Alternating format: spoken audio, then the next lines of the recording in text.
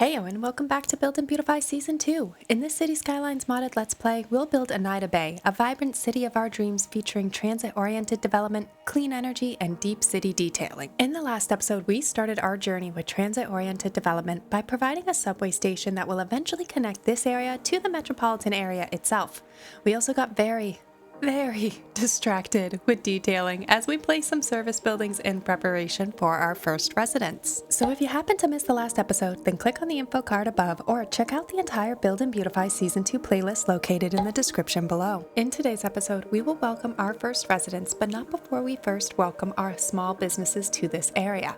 We will then abuse our detailing tools by making a beautiful, dirty industrial layout and kind of work with some of the new items that came in the detailer's patch that was recently launched. So are you excited to build Eneida Bay? If so, hit that like button, subscribe, and let me know in the comments what features you'd build in your dream city.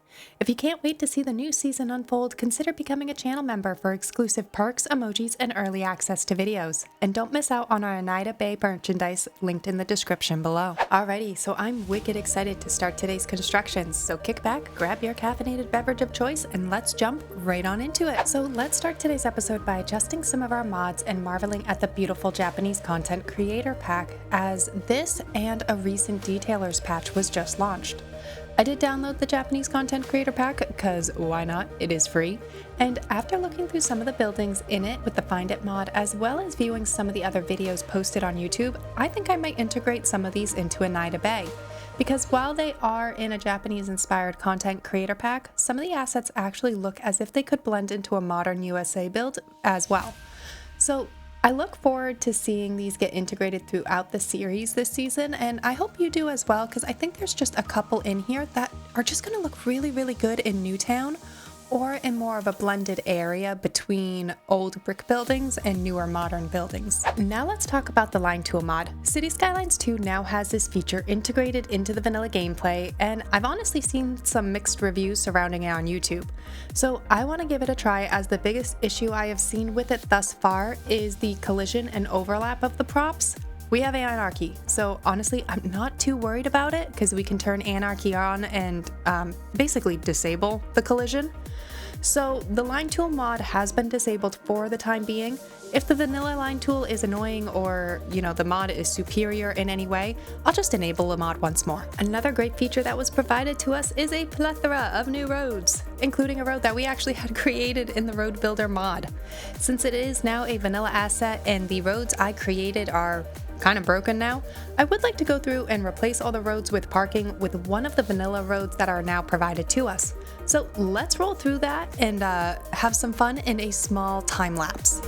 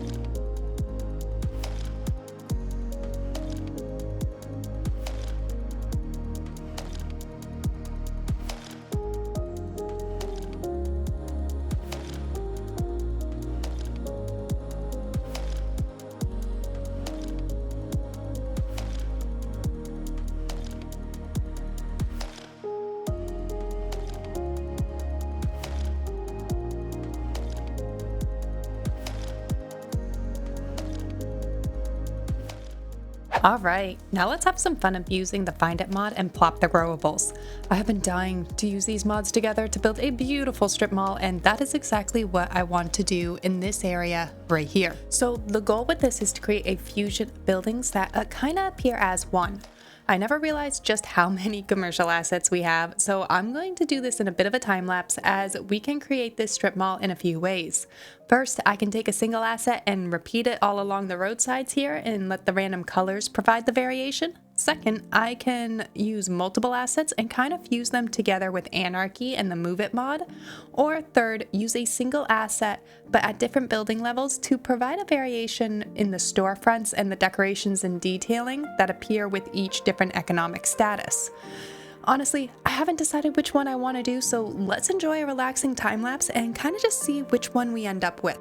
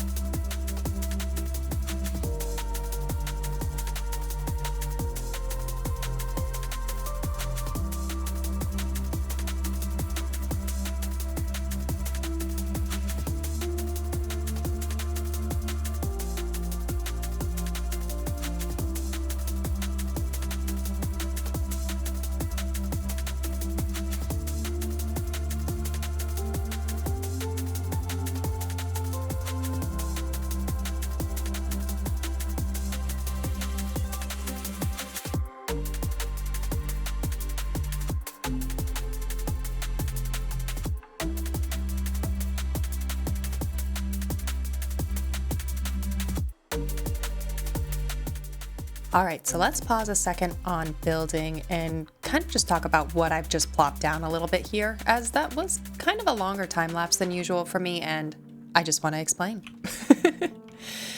This area is still a little bit of a work in progress. We're going to be coming into up here in a little while, but this was like the first experiment with the different plop the growables. So I think it's okay how it came out. I wanted to see what it looked like if we just plopped in commercial and did a variation. So it's not really a strip mall in the way that I wanted it to be, but I don't dislike how it came out either. This was a little bit closer to that mall look that I was trying for by fusing all the assets together. Now, from an aerial view, it's a little messy, and I threw this parking lot in there kind of last minute just to kind of help supplement all of this on Lindbergh Street. Like, oh my goodness, that works so well and I love it. Anywho, so I added just a little bit more parking because I wanted this area to be a little bit more uniform and try to make one big mall, what's the word I'm looking for? Like one big strip mall, one big asset.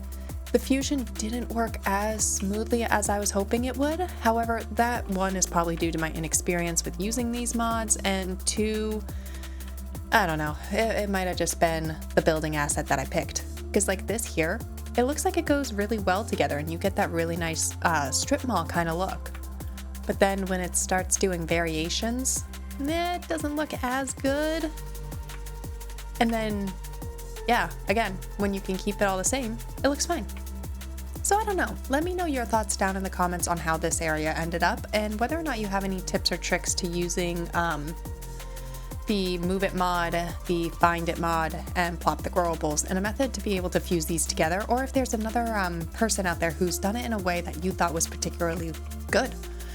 This area was a little bit more impulsive. I wanted the shops down at bottom, but I also wanted to start working on some of the residential demand. In terms of transit-oriented development, this does, to me, I think, make sense. We're going to be adjusting our bus stops in just a moment, but a lot of the time you will have housing on top of commercial areas, especially when it's in the center of a development zone. So the fact that we have the subway here and some bus stops going right through here, to me, it made sense. So yeah, let me know your thoughts down at the bottom. That definitely was a little bit interesting trying to plop all these in. So I'm honestly just really intrigued on what you guys think, how you think it came out so far, and yeah, simple as that. Now, I do want to ensure our bus lines make some stops along this middle area here, so we're continuing with that transit-oriented development that I was just mentioning. I predict the Sims will just walk from the subway to this commercial area. However, the bus stops do go through the industry, and I want to make sure the Sims in the mixed residential housing have an ability to go to work, and then I also want to see how many of the Sims go to the shopping area after work. So let's adjust the bus stops just a little bit here, and if they're underutilized, we will demolish the stop.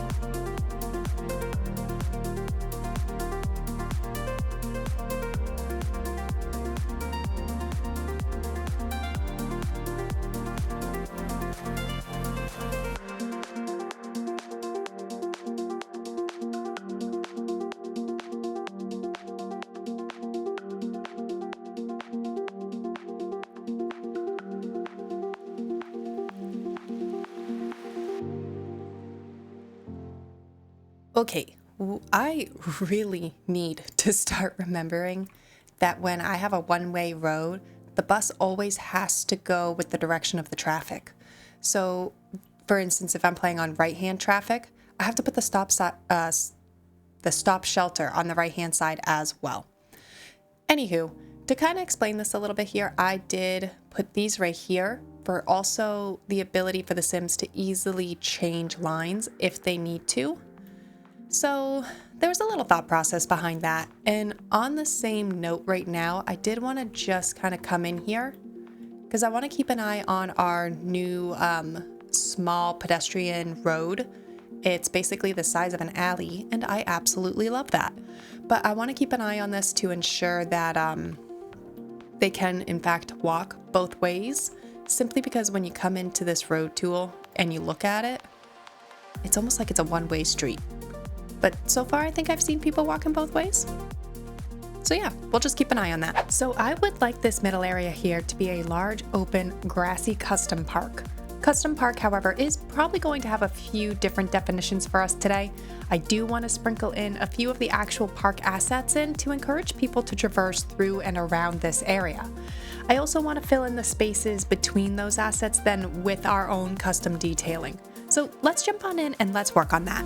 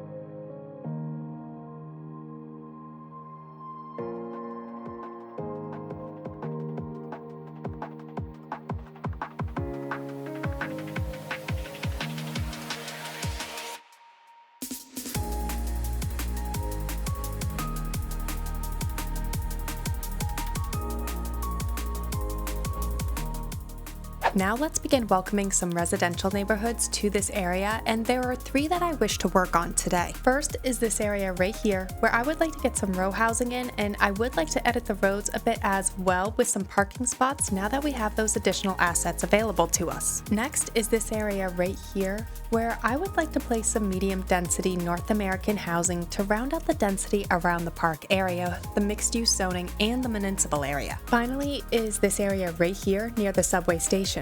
I will be placing low rent housing in this area as first, the low income would be the price to pay for the noise pollution of the subway, and 2, it's one of the densest zoning types in this area, and thus I want it near the transit for our transit oriented development. So let's jump into a time lapse and place some of these growables into the area.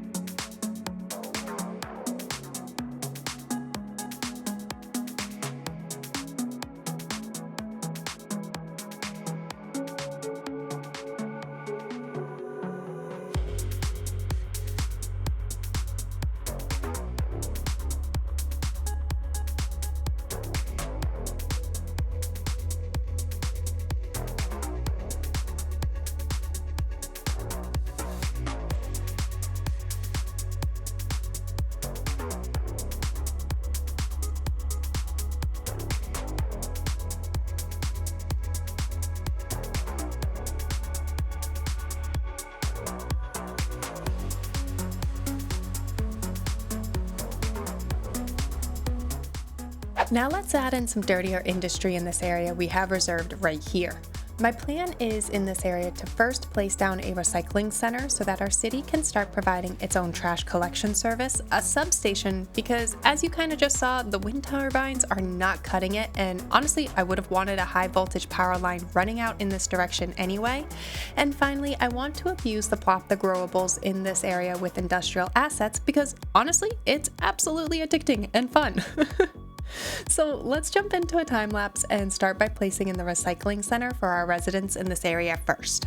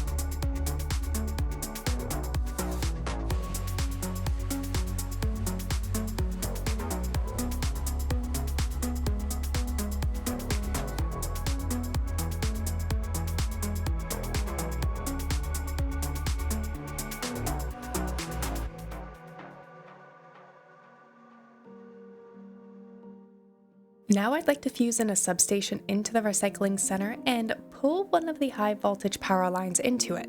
For now, I will be pulling in the high voltage line that provides electricity from off the map, but when we get to constructing some bulkier electricity service assets, I will probably reroute this line.